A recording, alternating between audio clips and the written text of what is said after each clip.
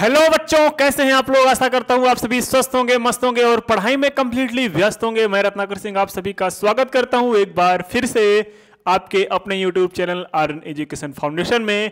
आज हम स्टार्ट कर रहे हैं केमिस्ट्री का रिवीजन, जो कि सीबीएसई क्लास 10th के लिए साइंस चैप्टर फर्स्ट से स्टार्ट होने वाला है, जिसमें नाम है केमिकल रिएक्शन एंड इक्वेशन। ठीक है, इसमें रिवीजन नोट्स आपको दिया जाएगा, जो कि आपके एग्जाम की प्रिपरेशन को क्या कर देगा, बूस्ट कर देगा।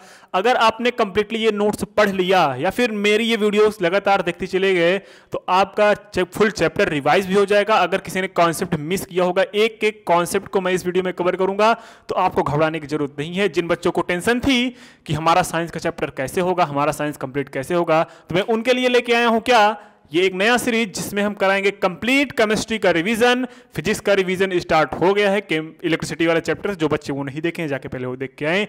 एक एक कॉन्सेप्ट को मैं रिवीजन की तरह, अगर मान लीजिए तो पूरी क्लास की तरह मैंने इसको रिवाइज किया है, तो जो बच्चे मिस कर दिए हैं जाके सबसे पहले वो देख के आए। प्लेलिस्ट में आपको कंप्लीट मिल जाएगा कि electricity bye Ratnakar Singh class 10 CBSE board, तो आपको मिल जाएगा। इस क्लास में हम स्टार्ट कर रहे हैं केमिकल रिएक्शन एंड इक्वेशन। तो चलिए स्टार्ट करते हैं बिना टाइम वेस्ट किए हुए, और भाई वीडियो को शेयर जरूर कर दीजिएगा। चलिए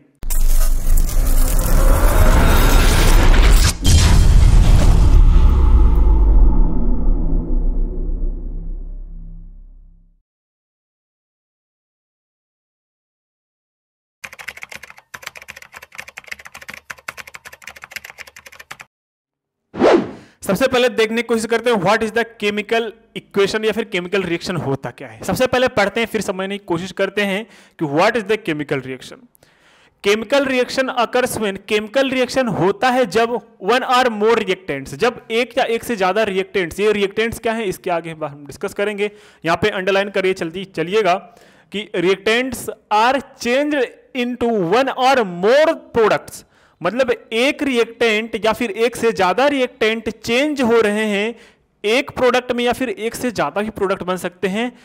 रिएक्टेंट भी एक हो सकता है या फिर एक से ज्यादा भी हो सकता है, और प्रोडक्ट जो बनेगा वो एक या एक से ज्यादा भी होगा। मतलब इतने लाइन से हमें ये क्लियर हुआ भैया, इधर तो रिएक्टेंट रहेगा, एक तो होगा रिएक्टेंट,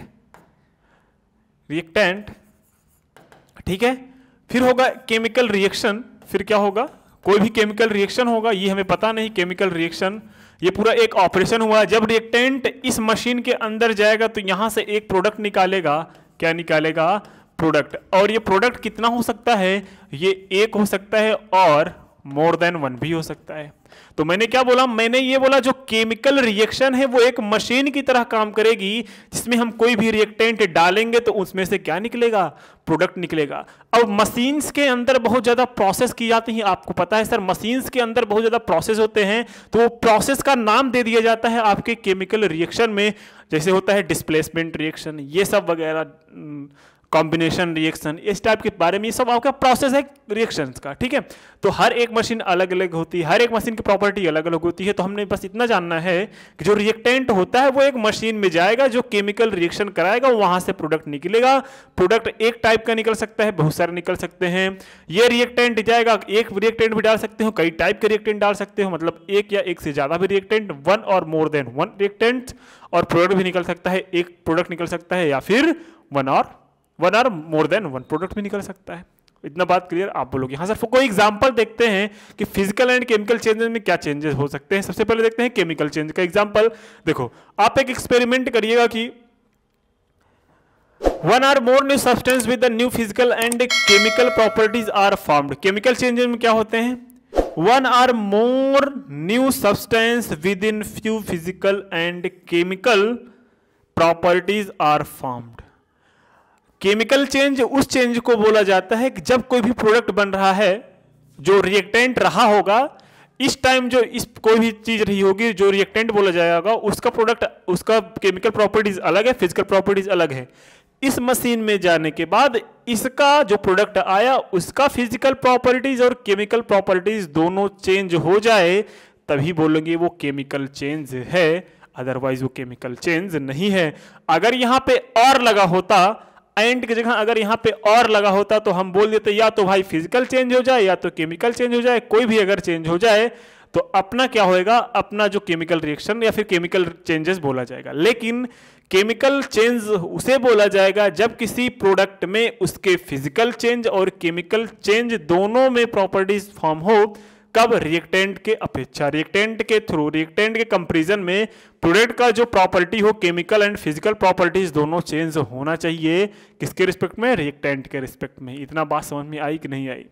कोई जैसे एक एग्जांपल हमने लिया कि हमने आयरन लिया, आयरन का सिंबॉलिक रिप्रेजेंटेशन होता है Fe प्लस कॉपर सल्फेट लिया CuSO4 को सॉल्यूशन जो कि नीला था। इसमें जैसे ही हमने लोहे की कील को डाला, इसको बोलते हैं लोहे का टुकड़ा डाल दो, चाहे लोहे की कील डाल दो, तो क्या हो जाएगा? वो FeSO4 बन जाएगा। मतलब अब ये जो सॉल्यूशन आपका ब्लू था वो हो गया ग्रीन और आपका कॉपर का वो निकल गया, कॉपर साफ साफ निकल जाता है। कोई दिक्कत? आप बोलोगे नहीं सर यहां तक कोई दिक्कत नहीं है। अभी तो ये एग्जांपल है, इसको देख के घबराना नहीं है, एक एक चीज समझाऊंगा, एक एक चीज क्लियर कराऊंगा, आपको दिक्कत लेने की जरूरत नहीं है मेरे भाई, बस ध्यान से पढ़ते चले जाना है। ठीक है, आप बोलोगे हाँ सर, जैसे मैंने बताया कि जो CuSO4 का सॉल्यूशन होता है वो ब्लू कलर का होता है, उसमें जैसे ही हम आयरन का नेल डालते हैं, मतलब उसमें जैसे हम लोहे की कील डालते हैं वैसे ही क्या हो जाता है, लोहे की कील के ऊपर कॉपर सॉल्यूशन हो जाता है और पूरा सॉल्यूशन कैसे हो जाता है? ग्रीन कलर का सॉल्यूशन हो जाता है। मतलब अब ये जो FeSO4 हुआ, अब FeSO4 में इसमें जो आयरन की लेयर थोड़ी बहुत थी वो चली गई किसमें? कॉपर सल्फेट के सॉल्यूशन में, और जो कॉपर सल्फेट का सॉल्यूशन था उसमें से जो कॉपर था वो आ गई कील के ऊपर। ठीक है, देखो कील आयरन के ऊपर, आयरन की कील थी उसके ऊपर देखो कॉपर कलर का, मतलब गोल्डन कलर का दिख रहा है आपका कील, है ना, क्योंकि उसके ऊपर कॉपर जम गया है। कॉपर कलर जानते हो, समझ लो हल्का पीला होता है ना। आप बोलोगे हाँ सर। अब आगे देखना है केमिकल एंड फिजिकल चेंज के एकदम अच्छी तरीके से सीखने के लिए ये हम अगर थियरी पढ़ ले गए तो अच्छे समझ में आ जाएगा, अदरवाइज जिनको क्लियर है वो आगे वीडियो को स्किप कर सकते हैं। देखिए पढ़ते हैं, the sun rises the night turns into a day. जैसे ही सन उगता है वैसे नाइट किसमें कन्वर्ट हो जाता है? डे में। ये कौन सा चेंज है भाई? ये फिजिकल चेंज है, सीजन चेंज है। And leave set flowers Bloom and living beings grow. और क्या करते हैं? पत्ते बढ़ने लगते हैं, फ्लावर्स खिल जाते हैं और लिविंग बींग्स बढ़ने लगते हैं, जिनमें जिनमें जान है वो उसमें ग्रो होने लगता है। We see number of changes happening around us. हम बहुत सारे चेंजेस अपने चारों तरफ देखते हैं। Change in invisible inevitable it like take place at the time and everywhere. Changes differ from an other into a number of aspects. Some changes are fast, other are slow. जो changes होते हैं वो कुछ बहुत ज़्यादा fast होते हैं, कुछ बहुत ज़्यादा slow होते हैं। Some of them are temporary, other are permanent. कुछ temporary होते हैं, कुछ permanent होते हैं। Some are periodic, कुछ periodic होते हैं, मतलब कुछ changes बार बार होते रहते हैं, बार बार होते रहते हैं। कुछ एक बार changes हो गया दोबारा हो गया नहीं, non periodic हो गया। Some are natural, कुल natural हैं। Other are man made, जो कुछ man made है जो हम change करते हैं। सब आर रिवर्सिबल, कुछ रिवर्सिबल है, मतलब एक चीज का उसमें चेंज, उसमें से इसमें चेंज, मतलब जैसे पानी का, जैसे वाटर का आइस में, आइस का वाटर में, ये रिवर्सिबल हुआ, है ना। अदर्स आर रिवर्सिबल, जैसे हमने फ्यूल लगाया, फ्यूल जलाने के बाद वो गैस में मतलब धुएं में बदल गया, एनर्जी बदल गई, अब उसको हम कन्वर्ट नहीं कर सकते, किसी भी नॉर्मली तो नहीं कन्वर्ट कर सकते, कर तो सकते ही है। ठीक है, on the large front of a change में B categorized into a chemical or physical change depending on how properties of a subject alter when undergoes the change। देखो फिजिकल चेंज क्या होता है, इसको ध्यान से देखो। फिजिकल चेंज क्या होता है, पढ़ो इसको अच्छी तरीके से तो अच्छी समझ में आएगा। ठीक है, चलो। Physical change, a substance is said to be undergo a physical change when only physical properties such as the shape, उसमें क्या था, उसमें फिजिकल एंड केमिकल प्रॉपर्टीज दोनों था, तो केमिकल चेंज बोला जाता था। इसमें क्या बोला जाएगा? इसमें बोला जाएगा substance is said to be undergo physical change when only the physical properties such as the shape, size, colour, state और appearance of the substance change, its chemical composition remains intact. ठीक है, मतलब इनका केमिकल चेंज में कोई change नहीं होगा। Some characteristics of a physical change are given लो। कौन कौन से हैं? टेम्परेरी इन नेचर, नेचर में टेम्परेरी होंगे। Does not affect the internal structure of substance, only the molecules are rearranged, मतलब उनके स्ट्रक्चर में कोई चेंज नहीं होगा। हाँ, ये हो सकता है उनके मॉलिक्यूल्स के रीअरेंजमेंट में अलग अलग हो जाए, थोड़ा बहुत चेंजेस हो जाए। No new substance is formed, physical change में कोई भी नया सब्सटेंस नहीं बनता। Most of the physical changes are reversible, बहुत ज्यादा जो इस नेचर में बहुत ज़्यादा जो चेंजेस हैं उसमें बहुत ज़्यादा रिवर्सिबल फिजिकल चेंजेस हैं, मतलब एक फॉर्म में दूसरे फॉर्म में कन्वर्ट किया जा सकता है। We can obtain the substance back even after the change, मतलब हम उस सब्सटेंस को दोबारा पा सकते हैं जिस सब्सटेंस को हमने किसी अदर फॉर्म में चेंज किया हुआ है खुद, ठीक है, जो फिजिकली चेंज हुआ है। बात समझ में आई? आप बोलोगे हाँ सर यहाँ तक कोई दिक्कत है नहीं। कोई एग्जाम्पल अगर बोले तो कैसे याद करोगे? सब example of physical change are folding of a paper sheet, आपने पेपर को फोल्ड किया फिर सीधा कर लेते हो तो रिवर्सिबल चेंज हो गया और फिजिकल चेंज भी हो गया, खुद तो हुआ नहीं, उसके सिर्फ फिजिकल प्रॉपर्टीज मतलब रीअरेंजमेंट ऑफ पार्टिकल में चेंज हुई है, रीअरेंजमेंट ऑफ मॉलिक्यूल में चेंजेस हुआ है, इसलिए उसको फिजिकल चेंज बोलेंगे। मेल्टिंग ऑफ वैक्स, जो वैक्स होता है उसका गल जाना, ठीक है। Freezing and boiling of water, पानी का बॉयल करना और जम जाना। मेल्टिंग ऑफ आइस, आइस का मेल्ट हो जाना, उसको बोलते हैं कंडेंसेशन। कंडेंसेशन को हम आगे पढ़ेंगे।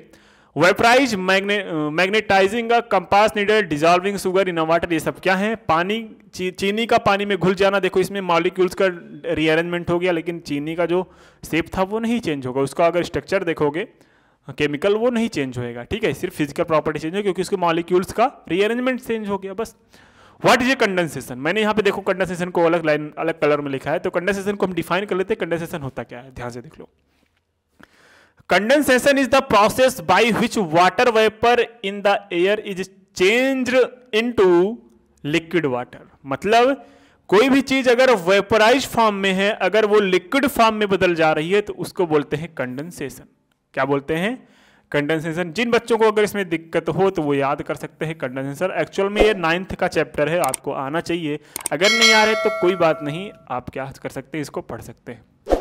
Condensation is the transformation of water vapour into liquid water and the finest illustration is the those enormous fluffy clouds floating over your head. जो आप हम लोग के सर के ऊपर बादल जो मंडरा रहे हैं वो इसका सबसे बेस्ट एग्जाम्पल है कि लिक्विड जब वो थोड़ा कोल्ड के अटैच में आता है, जब कोई वाटर वेपर जो किसी कूल एयर के फॉर्म में कांटेक्ट में आता है तो वो किस में कन्वर्ट हो जाता है? लिक्विड में कन्वर्ट होकर अपने बारिश हो जाता है ना। Put down every heavy enough of power down, जो कि हमें शावर करा देते हैं, मतलब बारिश हो जाता है। चलो नेक्स्ट क्या है? ए केमिकल चेंजेस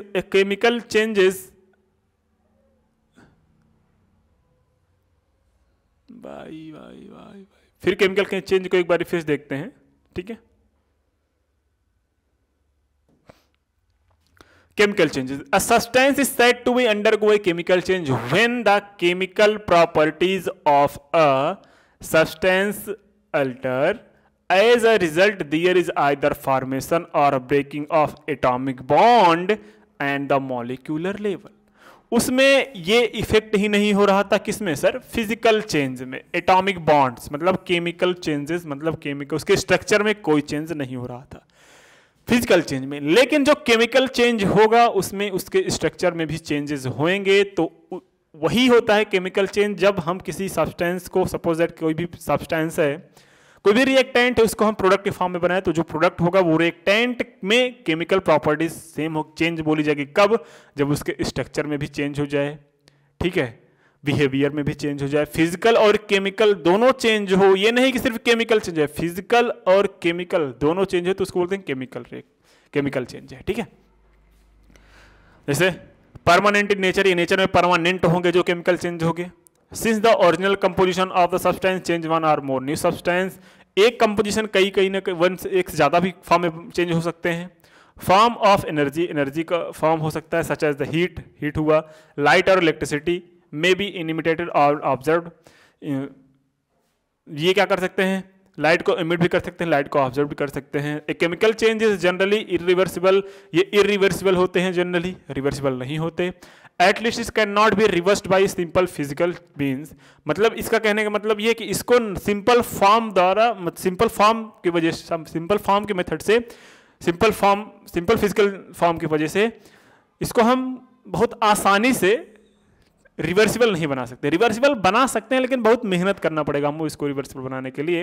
एग्जाम्पल अगर देखना जाए तो जैसे हुआ burning of paper, burning of fuel, rusting of iron, the soaring of milk, दूध का खट्टा हो जाना, growth on a living being, cooking, digestion of food, burning of would, लकड़ी का जलना। जैसे हम लोग बढ़ते हैं, जैसे हम लोग बढ़ते हैं वो भी किसके चेंजेस हैं, वो केमिकल चेंजेस हैं, है ना, केमिकल चेंजेस। हम लोग जैसे हमारी ग्रोथ हो रही है तो हमारी क्या है, केमिकल चेंजेस है। आई होप आपको समझ में आ रहा होगा, कोई दिक्कत नहीं है।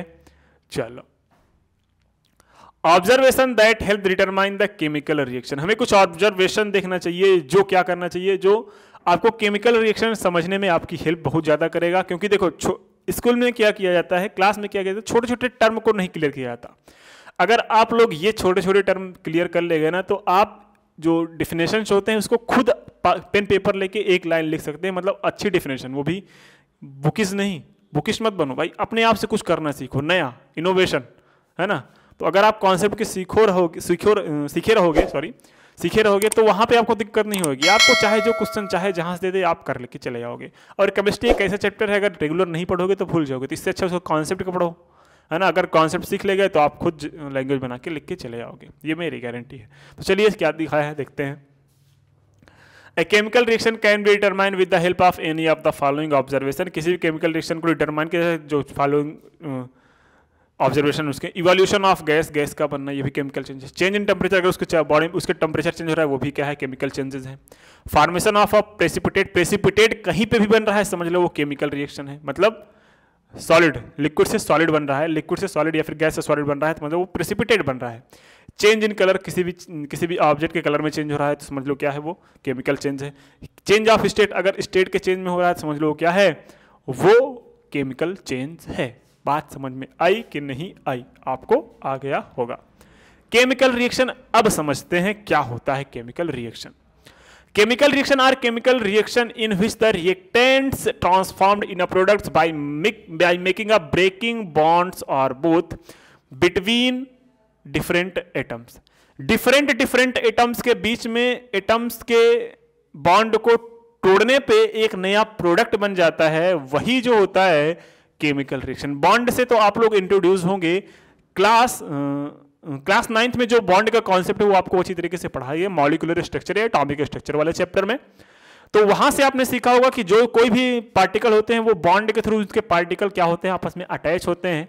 और जो बॉन्ड के थ्रू पार्टिकल अटैच होते हैं उसमें अगर हम एक अदर सब्सटेंस लेके आए, दूसरा सब्सटेंस लेके, दोनों बॉन्ड तोड़ के एक नया सब्सटेंस बना ले रहे हैं तो वही बोला जाता है केमिकल रिएक्शन। या फिर बॉन्ड तोड़ के या फिर बॉन्ड के कॉम्बिनेशन के बना सकते हैं, दोनों हो सकते हैं, इसलिए यहां पे मैंने लिखा है बोथ। ठीक है। A chemical reaction is a process that causes one set of chemical components to change into another। मतलब क्या हो सकता है, a chemical reaction is a process, एक प्रोसेस होता है that causes, जो कॉज होता है किसका, one set of chemical components, एक केमिकल कंपोनेंट्स का दूसरे केमिकल कंपोनेंट्स में चेंज हो जाना, उसको बोलते हैं chemical reaction. Chemical reaction are defined as the, देखो कितनी सारी डिफरेंस मैंने लिखी है। Chemical reaction are defined as the change in the location of electrons in a formation and breaking of chemical bonds between atoms। मतलब chemical reaction में क्या क्या हो सकता है, इलेक्ट्रॉन्स का जो स्ट्रक्चर है, इलेक्ट्रॉन का जो प्लेसमेंट है, इलेक्ट्रॉन का जो पोजीशन है वो भी चेंज हो सकता है किसमें, किसी भी केमिकल रिएक्शन में। फिर एक नया डिफिनेशन आगे पढ़ोगे तो एक नया डिफिनेशन फिर से आपको मिलेगा, क्या मिलेगा कि atoms with number of change in nuclei and are described using the chemical equation. अच्छा, इसको डिस्क्राइब करने के लिए क्या किया जाता है, इसको डिस्क्राइब करने के लिए आपको केमिकल इक्वेशन लिखना पड़ता है। Chemical equation like this type का होता है, किस टाइप का, अगर आपके पास कोई एटम्स ये हैं, इसको बोलते हैं रिएक्टेंट, इसको बोलते हैं फिर भी रिएक्टेंट। दो रिएक्टेंट मिलके यहाँ पे एक प्रोडक्ट बनाएंगे जिसका नाम होगा C&D। यहाँ पे अगर मैं बात करूं, एक को क्या बोला जाएगा, बी को क्या बोला जाएगा, ए और बी जो होगा उसको बोलते हैं रिएक्टेंट, क्या बोलेंगे, रिएक्टेंट।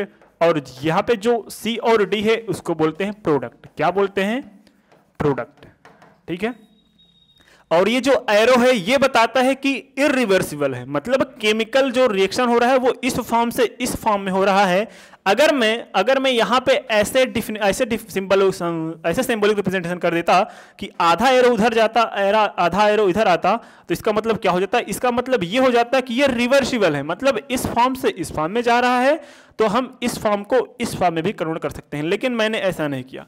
मैंने कैसे किया? मैंने यहां पे देखो एक एरो बना है। कैसा एरो बना है? एक एरो, वन हेडेड एरो इसको बोलते हैं, ठीक है।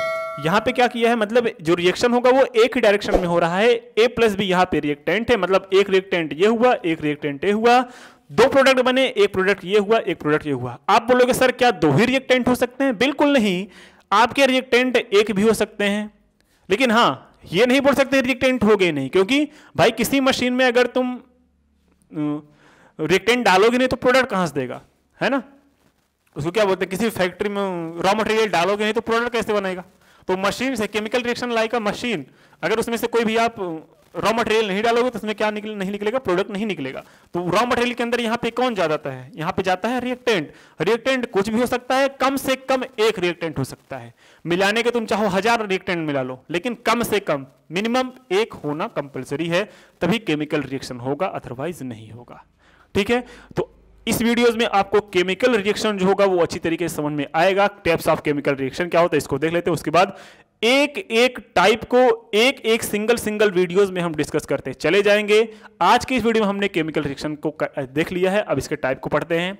सबसे पहला केमिकल रिएक्शन क्या है? कॉम्बिनेशन, फिर आता है डिकम्पोजिशन, सेकंड, फिर थर्ड आता है सिंगल डिस्प्लेसमेंट, फिर उसके आता है डबल डिस्प्लेसमेंट, फिर आता है रेडॉक्स, फिर आता है एंडोथर्मिक, फिर आता है एक्सोथर्मिक, फिर आता है प्रेसिपिटेशन, फिर आता है न्यूट्रलाइजेशन रिएक्शन। अब एक एक करके हम आगे आने वाली वीडियोस में डिस्कस करते चले जाएंगे। छोटी छोटी वीडियोस होंगी, आपके कॉन्सेप्ट को क्लियर करते चलेंगे, तो ठीक है। तो वीडियो कैसे लगी? अगर वीडियो समझ में आई होगी तो भाई वीडियो को लाइक और कमेंट में जरूर बताया करें सर कॉन्सेप्ट क्लियर है, और हाँ अपने दोस्तों के साथ जरूर शेयर करें, ठीक है। मिलते हैं नेक्स्ट वीडियो में, तब तक के लिए शुभ रात्रि, जय हिंद, बाय बाय।